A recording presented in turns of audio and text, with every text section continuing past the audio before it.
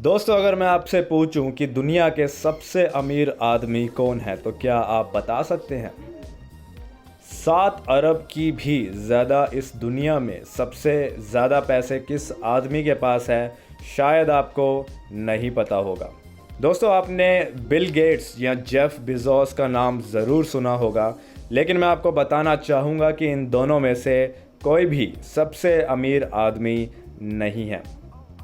दोस्तों, आज के समय में जो सबसे ज़्यादा अमीर आदमी है वो टेस्ला और स्पेस एक्स के ऑनर और सीईओ इलॉन मस्क हैं। दोस्तों, इससे पहले अमेज़न के ऑनर यानी जेफ बेजोस काफ़ी देर तक दुनिया के सबसे अमीर आदमी रहे हैं, लेकिन हाल ही में उन्हें पछाड़कर जो पहले स्थान पर आ चुके हैं वो हैं इलॉन मस्क।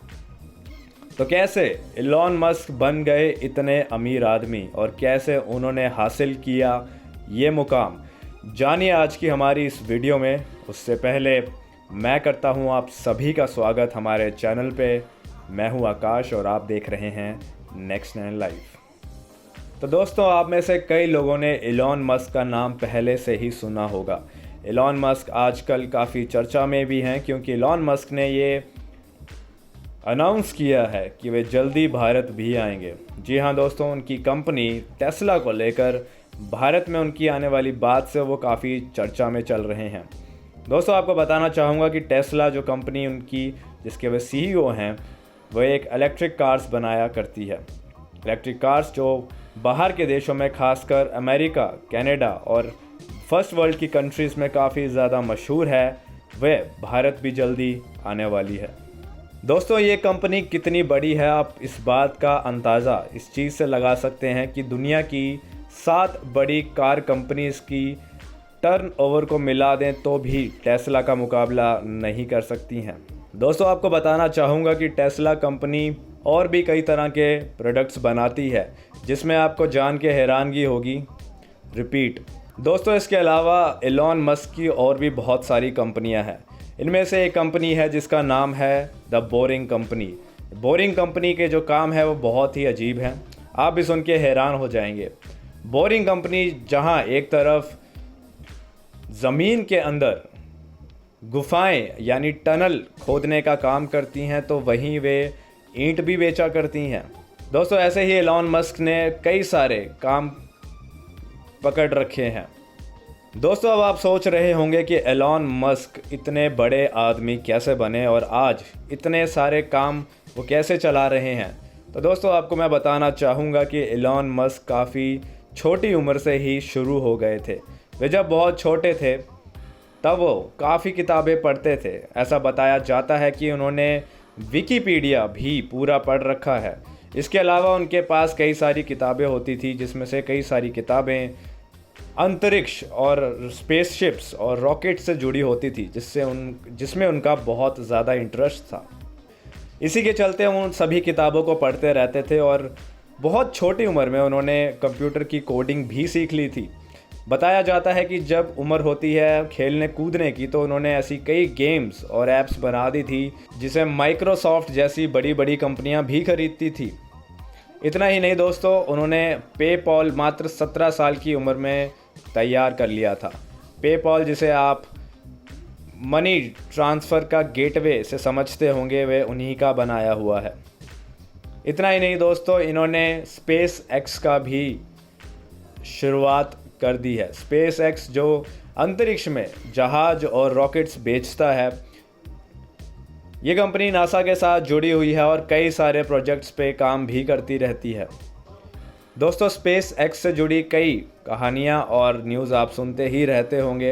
हाल ही में स्पेस एक्स ने पहली बार एक रॉकेट को उड़ाकर वापस उसी जगह खड़ा करके दिखाया, जो कि नासा भी पहले नहीं कर पाया है। दोस्तों, इसके अलावा इलॉन मस्क का ये सपना है कि वे मार्स में जाकर सोसाइटीज़ बनाएं, वहाँ बस्ती बनाएं और इंसानों को वहाँ भी बसाएं। ये उनका बहुत बड़ा सपना है और जिस स्पीड से और जिस तीव्रता से इलॉन मस्क अपनी ज़िंदगी में और अपने प्रोफेशनल लाइफ में चल रहे हैं, उसे देख के लगता है कि ये वो पूरा भी कर देंगे। दोस्तों आपको बताना चाहूँगा कि एलॉन मस्क की कंपनी आपको ब्रह्मांड का चक्कर भी लगाने में सक्षम है। आप चाहें तो इस कंपनी में अपने नाम को रजिस्टर करके ब्रह्मांड का चक्कर लगा सकते हैं। और आपको बता दूं कि इस चीज़ के लिए काफ़ी लोगों ने साइन अप भी कर लिया है। एलॉन मस्क चाहते हैं कि अब अर्थ से बाहर यानी धरती से बाहर भी इंसानों को बसने की ज़रूरत है। वे कहते हैं कि मार्स पे इंसानों को बसाया जा सकता है और उनका ये भी मानना है कि आज नहीं तो कल जो अर्थ है, जो हमारी धरती है, इसका नाश होगा। यहाँ पे बढ़ रहे पोल्यूशन और हर तरह के खतरे के चलते उन्हें लगता है कि यहाँ पे जीना मुश्किल हो जाएगा। इसी वजह से वो कहते हैं कि हमें और भी विकल्प ढूंढने की ज़रूरत है। हम सिर्फ एक प्लेनेट पर निर्भर नहीं रह सकते। दोस्तों एलॉन मस्क ये भी मानते हैं कि अगर हमारी धरती ख़त्म हो जाती है, यहाँ पे कोई ऐसी नेचुरल कैलामिटी आती है जिसके चलते सब नष्ट हो जाएगा, तो हमारी आविष्कार और हमारी अभी तक की पढ़ाई सब मिट्टी में मिल जाएगी। तो इस चीज़ के लिए बहुत ज़रूरी है कि इस सारी रिसर्च और इस सारे डाटा को संभालने की ज़रूरत है। इस सारे डाटा को सिर्फ धरती पे नहीं, धरती के बाहर भी रखने की ज़रूरत है। दोस्तों आपको बताना चाहूँगा कि हमारे धरती से बाहर कई सारा डाटा ऑलरेडी मौजूद है। ऐसे कई सारे गानों की सीडी ब्रह्मांड में घूम रही है जो भारत में बनाई गई है, और कल को अगर हमारे ग्रह को कुछ हो जाता है तो ये सबूत होंगे कि यहाँ पे भी इंसान रहा करते थे। तो दोस्तों ये आगे की सोच एलॉन मस्क भी रखते हैं और वो कहते हैं कि हमें थोड़ा ऊपर की लेवल की बात सोचने की ज़रूरत है, और जो भी हमने आविष्कार, इन्वेंशंस, डिस्कवरीज़ की हैं उन्हें संभालने की ज़रूरत है।